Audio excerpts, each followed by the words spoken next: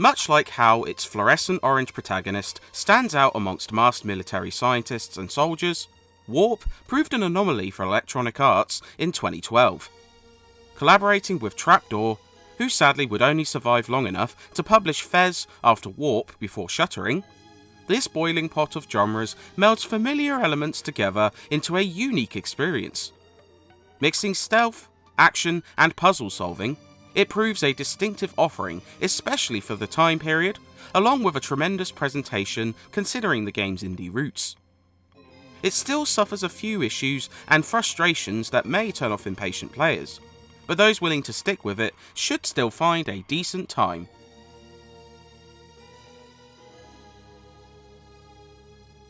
Warp follows Zero, a mysterious alien who is subjected to cruel experiments by scientists at an underwater military facility. After regaining his power to teleport, Zero must escape the facility by working with a fellow extraterrestrial, while avoiding soldiers trying to put him down. In particular, a ruthless commander seems intent on destroying this creature, even at the cost of the base. Quiet storytelling does the job, though it can perhaps feel a little too understated at points.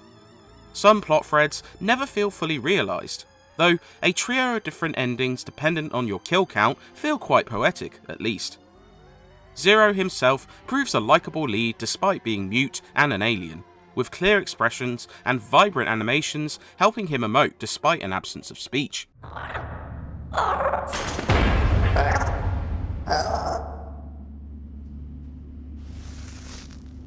I'm glad I get to kill you myself.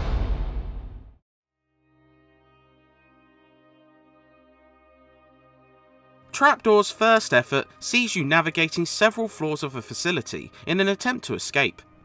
The top-down perspective recalls the likes of Metal Gear Solid, which works well for stealth, even if the camera is positioned a bit too close. Zero's main function is the titular warp, which allows you to both travel through walls and teleport into most objects. Barrels, turrets, and even humans can all be jumped into, with the latter creating an opening for you to reduce them to viscera in a gruesome display.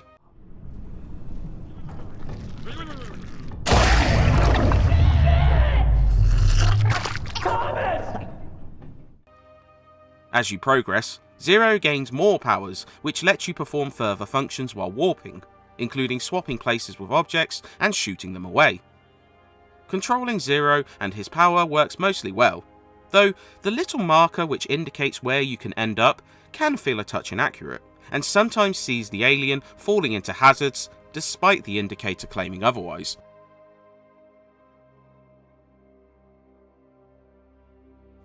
It's a hodgepodge of familiar elements, but they come together in a satisfying way. There's decent flexibility in how you can approach danger, with scientists able to ring an alarm after detection. You could opt to kamikaze everyone, utilise the warp stun to sneak past, or something in between, with no real penalty for experimenting.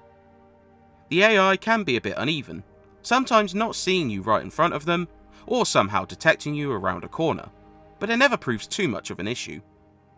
The map feels intricate and well plotted, with some fantastic placement of collectibles requiring decent skill to acquire. Luckily, finding grubs allows you to buy upgrades for Zero, which are definitely worthwhile. Puzzles feel intuitive and well designed, capitalising on Zero's skill set to produce clever brain teasers. There's a fair bit of backtracking too, but with new powers opening up paths that were previously closed, it never feels tedious.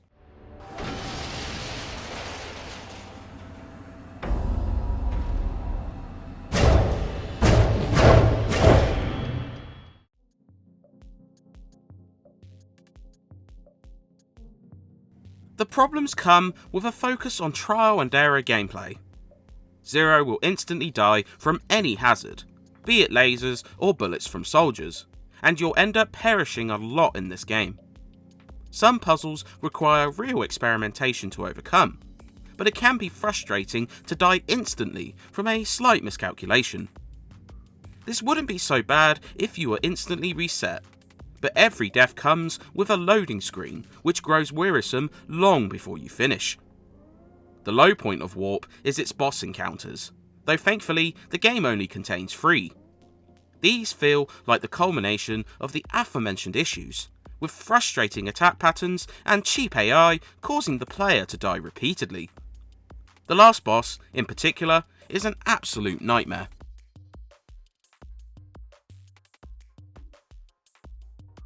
Warp belies its indie development with an excellent presentation courtesy of Unreal Engine 3.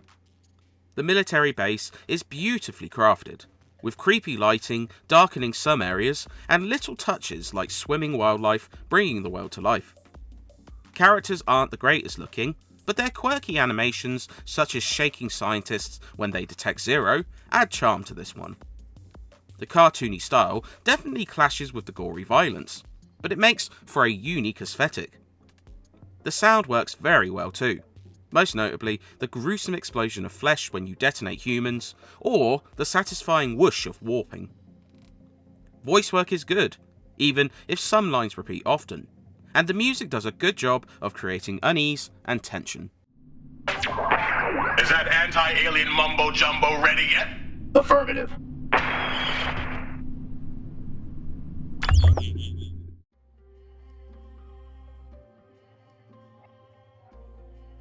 For its £6.75 price tag, Warp offers decent value. You can likely finish it in around 6 hours, depending on how much you opt to explore the facility for those collectibles.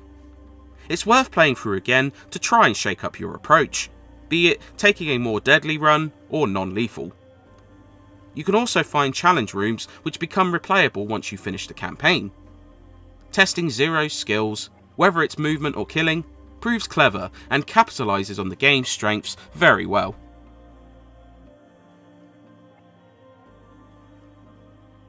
Warp is an uneven game, but one which has enough distinctive qualities to warrant a look. The gameplay, while mashing together several other titles, forms something unique and mostly enjoyable, especially for those with an urge for destruction. The puzzle, stealth and action elements can all suffer from issues, and the trial and error design is quite grating with frequent loading added in. However, those with the patience and a desire to try something different will likely find this one worth a purchase, especially at its lower price tag.